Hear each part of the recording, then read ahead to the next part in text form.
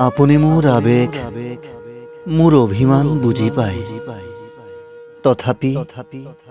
তথাপি আপুনি বতাহ হ'ব খোজে, যাতে কোনেও আপোনাক হাত মেলি ধৰিব নোৱাৰে।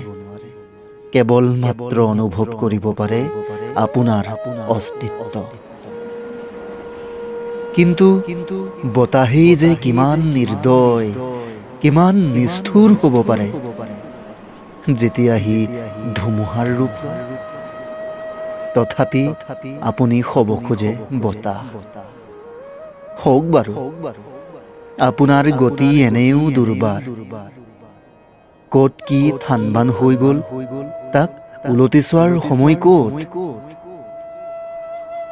আকাশত কোনোবা দিনা জোনাক নাথাকিব পাৰে, নাথাকক।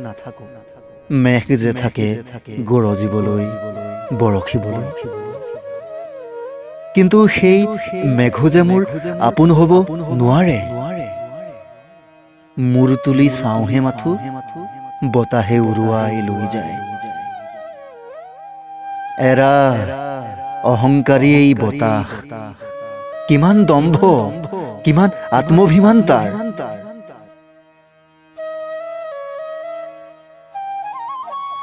যেতিয়া বতাহ গছৰ স্থিতপ্ৰজ্ঞতাৰ প্ৰেমত পৰে, যেতিয়া বতাহ সাগৰৰ বিশালতাৰ প্ৰেমত পৰে, যেতিয়া বতাহ আকাশৰ উদাৰতাৰ প্ৰেমত পৰে, চূৰ্ণ বিচূৰ্ণ হৈ যায় তাৰ অহংকাৰ।